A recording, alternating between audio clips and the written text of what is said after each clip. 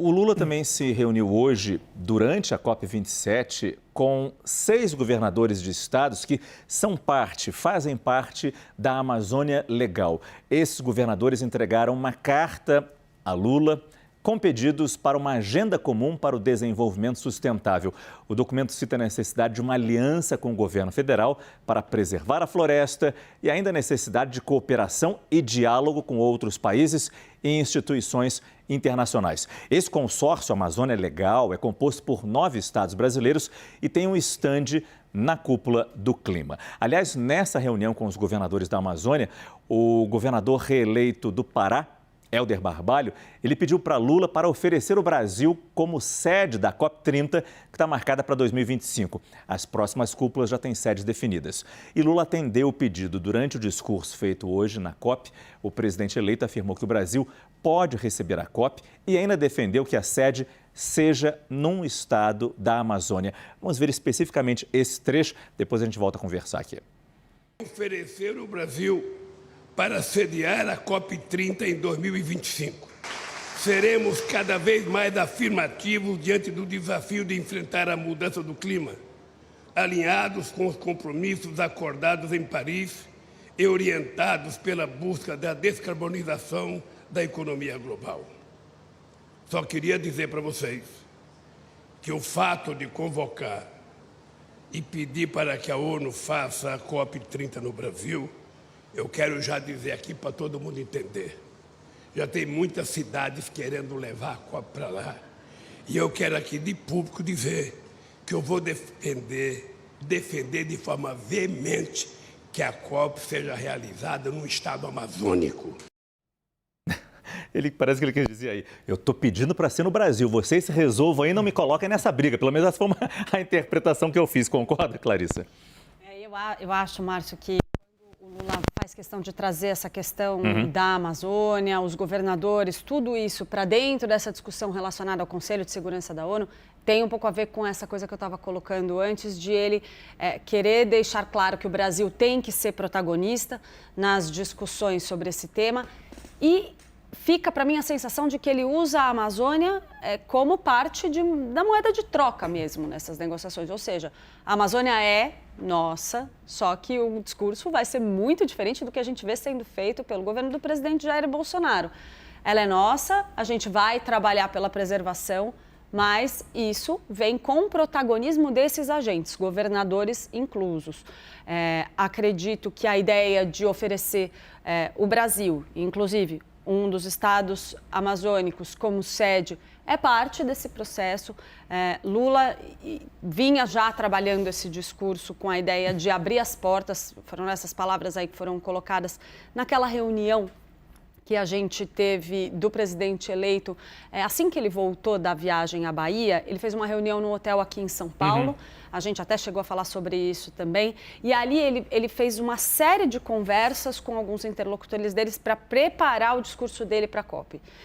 E ali veio essa ideia de que a Amazônia é peça-chave e tem que estar em todos os pontos do discurso. Acho que isso foi parte do esforço que ele fez, trazer os governadores para essa discussão, posar para foto, para que todos possam aparecer lá, a carta e tal, é parte de dizer que a Amazônia também tem que ter um papel de protagonista nesse processo todo. Agora, só completando a Clarissa, acho que tem alguns pontos ali que é uma estratégia, acho que a gente pode até usar a palavra marketing, né? Não com sentido pejorativo, mas tem. É bem sucedida, porque a Amazônia é um símbolo. Então, quando você fala dela, você chama a atenção do mundo. Ao puxar a sede para a Amazônia, o Lula faz esse aceno, usa essa jogada e me lembra muito o que ele já fez nos governos dele, que foi quando ele trouxe, né, a Copa e a Olimpíada. Ele sempre gosta de trazer isso, então, de dar esse protagonismo para o Brasil. Ele busca, né, fazer muita referência aos governos anteriores dele e trazer a mesma estratégia. Eu acho que vem na mesma toada. Agora, é interessante perceber também que se a gente tem tanta responsabilidade assim, e o Brasil, eu digo a gente, o Brasil tem essa responsabilidade, é interessante perceber que lá na COP, o Brasil tem 3 estandes. Um do governo federal, outro da sociedade civil, outro dos governos da Amazônia. presidente Bolsonaro, presidente ainda no cargo, não foi à COP, o presidente eleito foi. Até que ponto essa divisão, Felipe, não fica meio clara na cabeça das pessoas que vê sim o Lula como um símbolo, sabe que o Brasil é uma peça importante nesse jogo para a preservação ambiental, contra as mudanças climáticas, mas até que ponto, quando você vai lá na COP e vê 3 estandes representando o Brasil, o presidente atual não foi, o presidente eleito está lá, até que ponto, qual a mensagem que isso passa? É uma mensagem de que o nosso país está numa polarização tóxica, de fato. Não é só a polarização, não é só a radicalização, é tudo junto e misturado e com um contraste muito grande de ideias na disputa política. Não, há outros países, evidentemente, que estão em situação muito parecida. O Brasil emulou um pouco do debate público americano, onde isso também acontece. Agora Donald Trump acabou de anunciar sua candidatura para 2024, então a gente ainda vai ver esse discurso populista de nós contra eles bastante, tanto nos Estados Unidos quanto no Brasil. O ideal é que roupa suja se lave em casa, mas houve ali não só uma marcação de diferença, mas também uma crítica ali, declarações do Lula que foram repercutidas pela imprensa de forma crítica ali ao governo do Jair Bolsonaro. E isso é preferível que seja feito dentro do debate público do próprio país. Agora, o Jair Bolsonaro, quando foi ao exterior, fez a mesma coisa. A gente viu ali na própria corrida eleitoral o discurso dele na Assembleia Geral da ONU, citando a corrupção de governos passados, sem citar especificamente o nome do Lula, evidentemente, mas ele estava fazendo ali um discurso para dentro do país, usando aquela plataforma exterior. Então mostra um país dividido. Agora não é que o mundo não saiba disso. O mundo sabe quem é Jair Bolsonaro para as questões do meio ambiente, como o Brasil vinha desgastado nesse setor, como havia ameaças à democracia propagandeadas, quer dizer, repercutidas no resto do mundo como tais, quer dizer, uma hipótese no ar de instrumentalização das Forças Armadas para um eventual golpe, etc., e vê agora como uma corrida eleitoral que tem um rescaldo, tem um resíduo em manifestações, etc., mas que foi resolvida internamente para afugentar essa hipótese, pelo menos. Então, o Lula faz esse contraste, mas é claro que é ruim para a imagem do país que ele esteja tão dividido. Seria muito melhor um país mais harmônico, que efetivamente tivesse uma continuidade de medidas de combate àquilo que é ruim, como o desmatamento, por exemplo.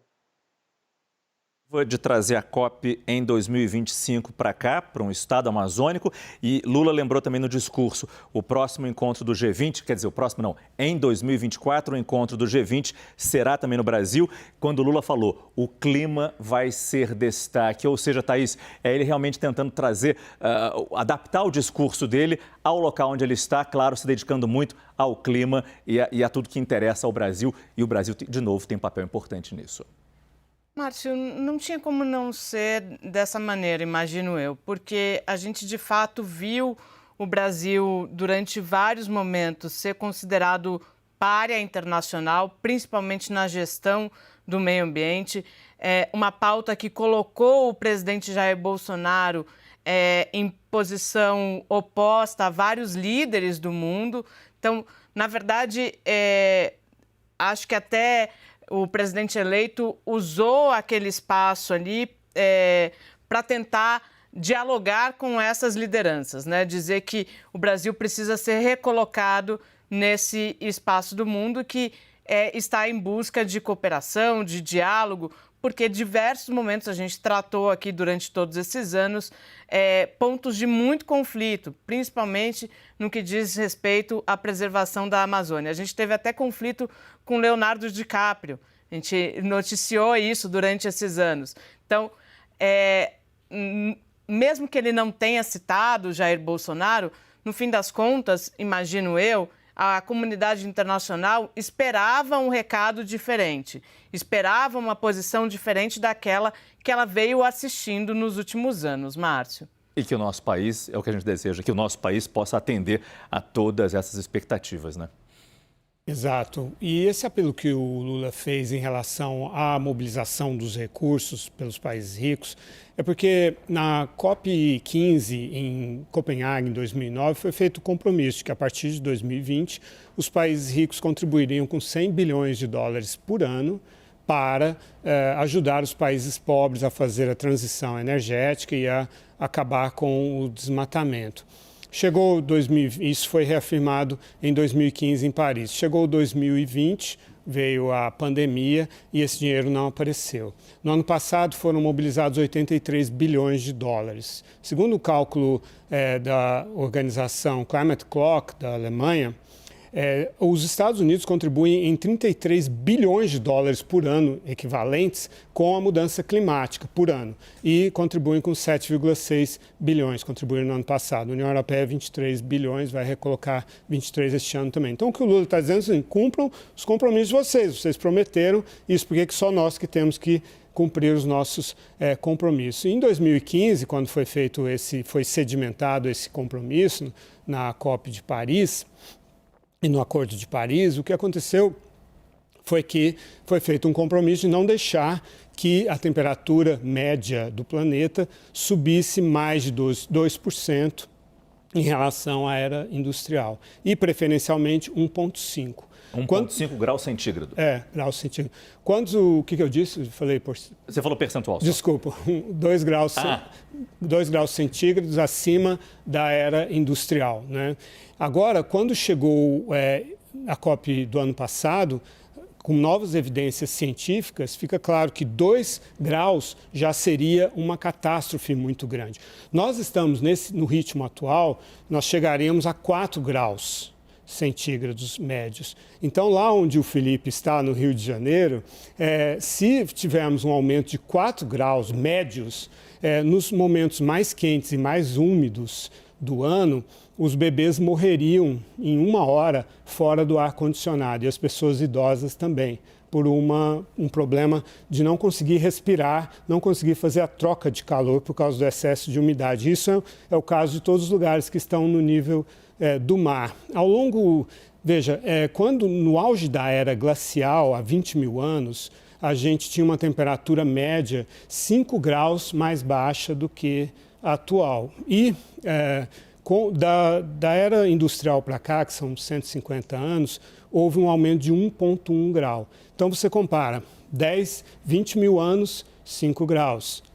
1,1 grau em apenas 150 anos. A natureza, incluindo nós, seres humanos, não temos a capacidade de nos ajustar a uma mudança climática tão rápida em tão pouco tempo.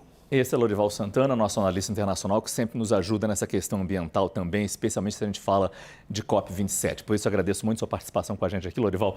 Até a próxima. Foi um prazer.